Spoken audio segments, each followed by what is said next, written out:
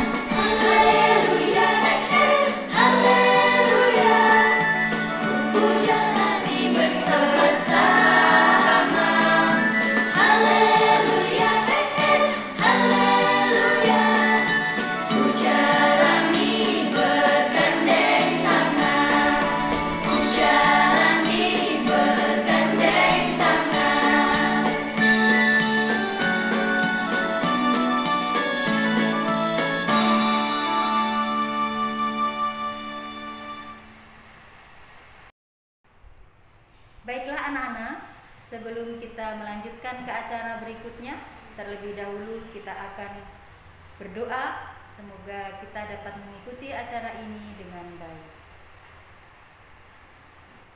Dalam nama Bapa dan Putra dan Roh Kudus. Amin. Ya Bapa, kami anak-anak-Mu datang kepadamu untuk mendengarkan firman-Mu. Kami percaya bahwa firman-Mu itu pelita bagi kaki kami dan terang bagi jalan kami. Dengan firman-Mu, Engkau senantiasa membimbing kami untuk hidup sebagai anak-anak-Mu. Karena itu, kami mohon kepadamu ya Bapa, utuslah Roh Kudus-Mu untuk menerangi hati dan budi kami, supaya kami dapat memahami firman yang Kau sampaikan kepada kami. Demi Kristus, Tuhan dan pengantara kami. Amin. Dalam nama Bapa dan Putra dan Roh Kudus. Amin. Baiklah anak-anak, sekarang kita akan mendengarkan Injil yang berisi sabda Tuhan. Silakan anak-anak untuk duduk dengan baik dan mendengarkan Injil yang akan dibacakan. Semoga Tuhan beserta kita sekarang dan selama-lamanya. Inilah Injil Yesus Kristus menurut Lukas. Dimuliakanlah Tuhan.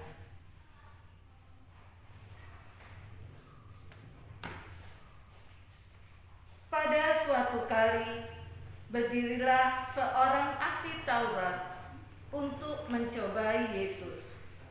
Katanya, "Guru, apa yang harus kuperbuat untuk memperoleh hidup yang kekal?" Jawab Yesus kepadanya, "Apa yang tertulis dalam hukum Taurat? Apa yang kau baca di sana?" Jawab orang itu, "Kasihilah Tuhan Allahmu dengan segenap hatimu, dan dengan segenap jiwamu, dan dengan segenap kekuatanmu, dan dengan segenap akal budimu, dan kasihilah sesamamu manusia seperti dirimu sendiri." Kata Yesus kepadanya, "Jawabmu itu benar. Berbuatlah demikian, maka engkau akan hidup." Tetapi untuk membenarkan dirinya, orang itu berkata kepada Yesus, "Dan siapakah sesamaku manusia?" Jawab Yesus, "Adalah seorang yang turun dari Yerusalem ke Yeriko. Ia jatuh ke tangan penyamun-penyamun yang bukan saja merampoknya habis-habisan, tetapi yang juga memukulnya, dan yang sesudah itu pergi meninggalkannya setengah mati." Kebetulan ada seorang imam turun melalui jalan itu. Ia melihat orang itu, tetapi ia melewatinya dari seberang jalan. Demikian juga seorang Lewi datang ke tempat itu. Ketika ia melihat orang itu, ia melewatinya dari seberang jalan. Lalu datang seorang Samaria yang sedang dalam perjalanan ke tempat itu. Dan ketika ia melihat orang itu, tergeraklah hatinya oleh belas kasihan. Ia pergi kepadanya, lalu membalut luka-lukanya, sesudah ia meminyakinya dengan minyak dan anggur.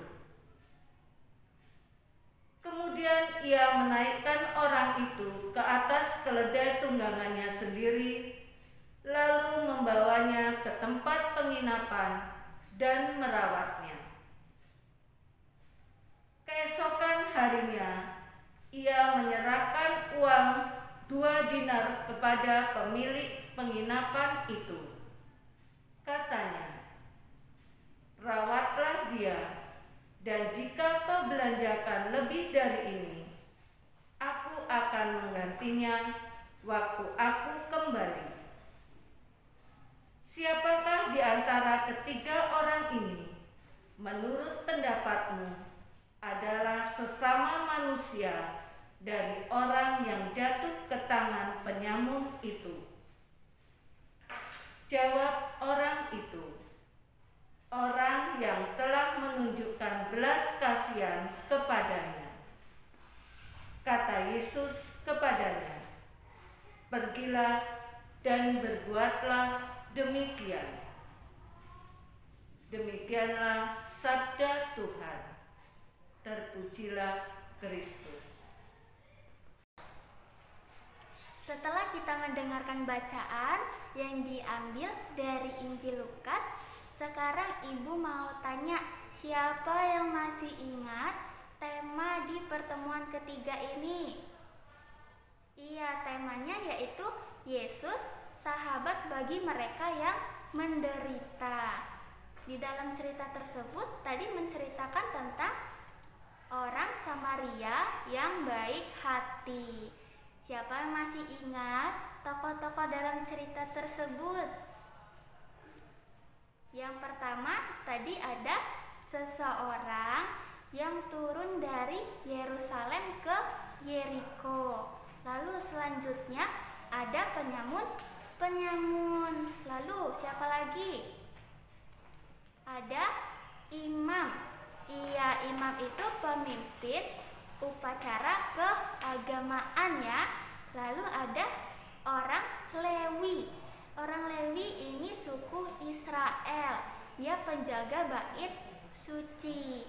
Lalu yang ketiga ada orang Samaria.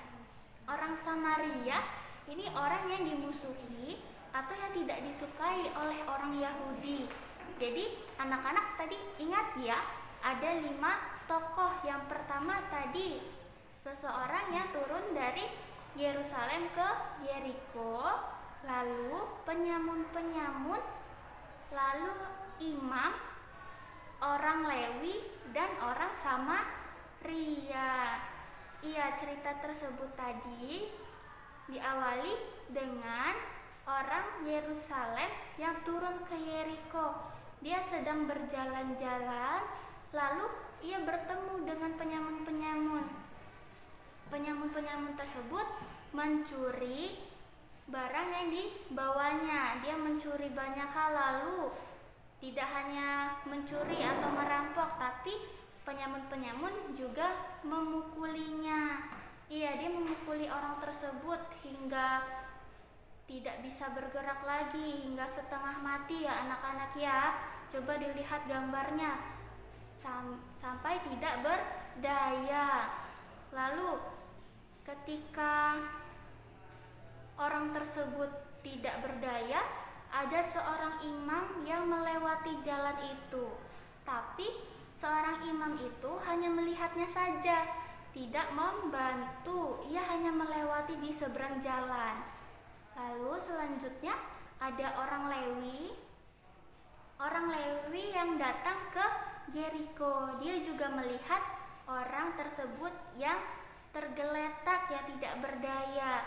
Tapi lagi-lagi dia hanya melihatnya saja, dia tidak membantu dan hanya melewati di seberang jalan. Lalu selanjutnya ada orang Samaria. Orang Samaria yang menunggangi keledai ya.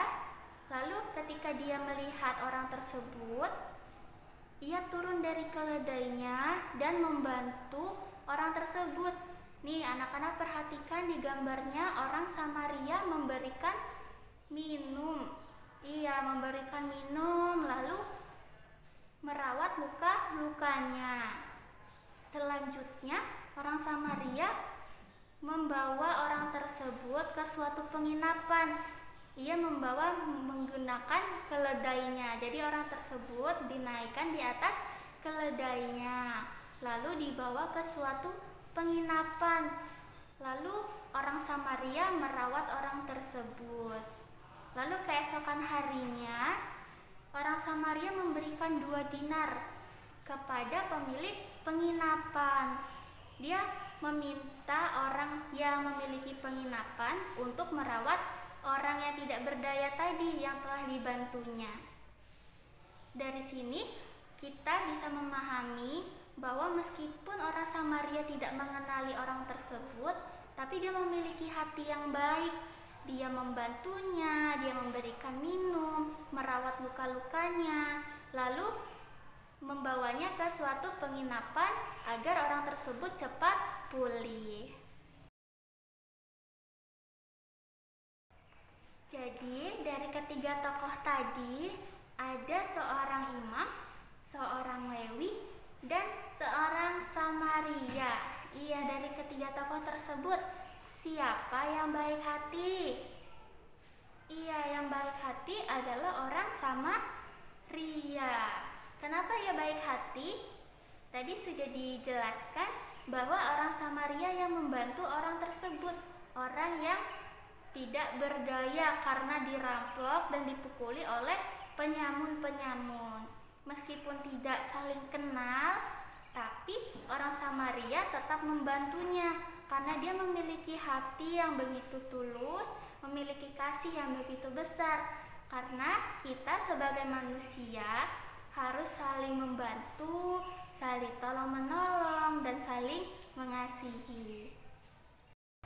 Anak-anak, setelah kita mendengarkan bacaan Injil dari Lukas dan mendengarkan materi pendalaman Injil, kita diajak Tuhan Yesus untuk saling mengasihi, saling menolong, saling membantu kepada sesama tanpa memandang orang-orang di sekitar kita, orang mampu atau tidak mampu.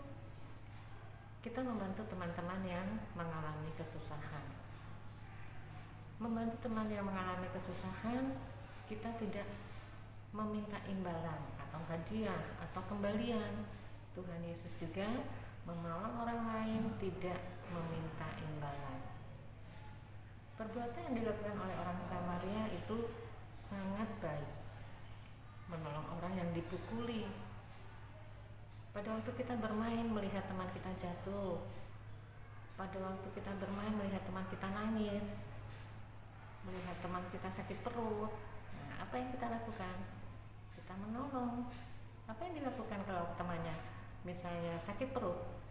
Kita tanya ya, kenapa kok sakit perut? Kenapa kok bisa kepalanya pusing? Nah, itu juga membantu, menolong. Membantu tidak hanya dalam bentuk uang, dalam bentuk barang, tetapi bisa juga dalam bentuk perbuatan.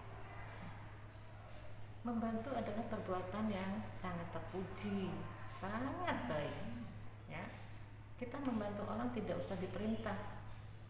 Melihat teman yang jatuh, melihat teman lari-lari jatuh, langsung saja kita tolong, kita bangunkan. Kita lihat kakinya luka tidak. Kalau luka kita obati. Kalau tidak bisa bangun, kita bantu untuk bisa berdiri, untuk duduk. Seperti tadi yang kita katakan, seperti yang dilakukan oleh orang Samaria. Orang Samaria membantu tanpa memikirkan hadiah. Ya. Membawa orang yang sakit, dinaikkan ke punggung keledai, dibawa ke sebuah penginapan, kemudian meminta yang pemilik rumah penginapan untuk merawatnya sampai meninggalkan uang 2 dinar. Nah, di situ orang Samaria tidak berpikir, oh saya besok mau dapat sekian. Tidak, tetapi orang Samaria itu hanya memikirkan orang itu perlu dibantu. Yang tadi dirampok, dipukuli, diambil barangnya semua, ya. Nah, jadi Tuhan Yesus itu meminta kita, mengajak kita untuk saling mengasihi tadi, berbuat baik seperti apa yang dilakukan oleh orang Samaria. Selanjutnya kita akan menjawab pertanyaan. Pertanyaannya seperti ini. Apa yang akan anak-anak lakukan bila ada teman yang jatuh dari sepeda dan berdarah? Yo, apa coba yang dilakukan? Pasti anak-anak bisa main sepeda, semua bisa. Pasti bisa pernah jatuh. Nah, sekarang apa yang kalau kita melihat teman kita jatuh?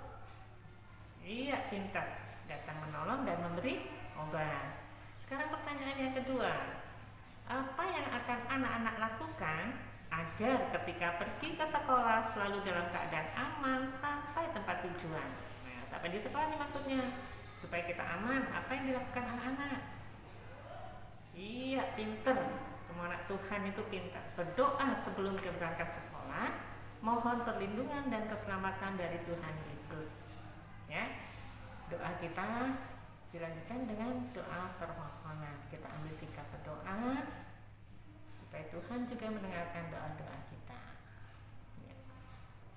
Dalam nama Bapa dan Putra dan Roh Kudus. Amin. Tuhan Yesus, kami mengucap syukur mempunyai orang tua yang mengasihi kami. Berilah kesehatan dan kegembiraan untuk orang tua kami. Kami mohon, kabulkanlah doa kami.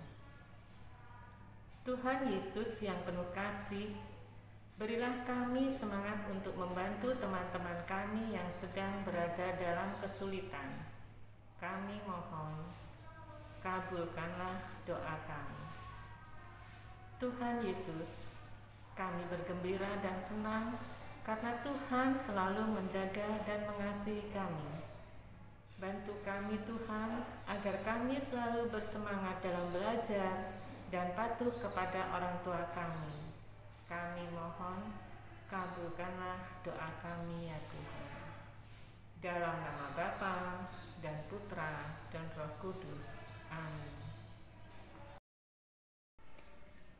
Baiklah anak-anak, setelah kita mendengar dan merenungkan sabda Tuhan, kemudian kita juga sudah memanjatkan doa-doa permohonan kita, maka marilah saatnya kita akan menutup kegiatan kita dengan doa penutup.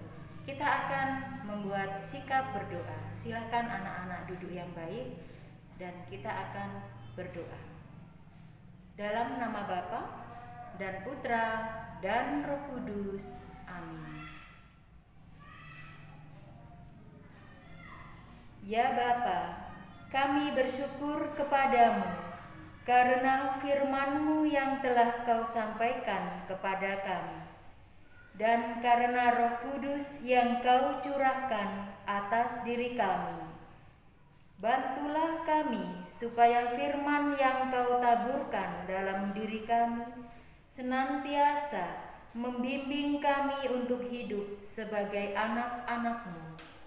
Kobarkanlah dalam diri kami kasih kepadamu dan kepada sesama kami, supaya kami senantiasa mengasihi Engkau, Bapa kami, dan mengasihi sesama kami, demi Kristus Tuhan kami. Amin. Dalam nama Bapa dan Putra dan Roh Kudus. Amin. Baiklah, sekarang kita berdiri dan kita akan menyanyikan lagu penutup yang judulnya Hatiku Penuh Nyanyian. Sama-sama ya.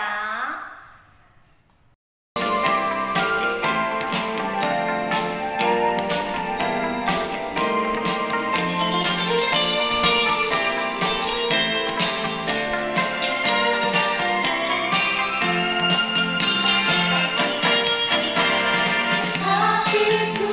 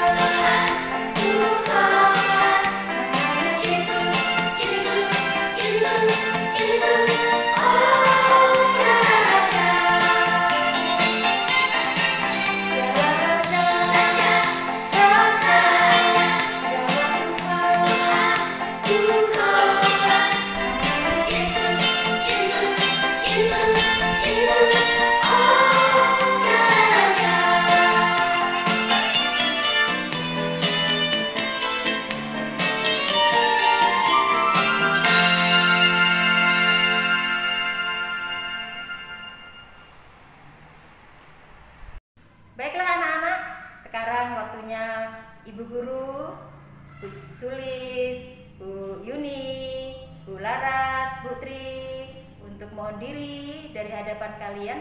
Terima kasih untuk kesetiaan kalian di dalam kebersamaan kita dalam mengisi bulan Kitab Suci Nasional pada bulan ini, pada pertemuan yang ketiga. Terima kasih juga untuk Bapak Ibu yang mendampingi putra-putrinya dalam mengikuti kegiatan BIA hari ini. Tetap setia dalam Tuhan dan semoga kalian juga dapat mengikuti untuk pertemuan yang keempat. Terima kasih. Semoga kalian tetap sehat-sehat di rumah. Tuhan memberkati. Dadah.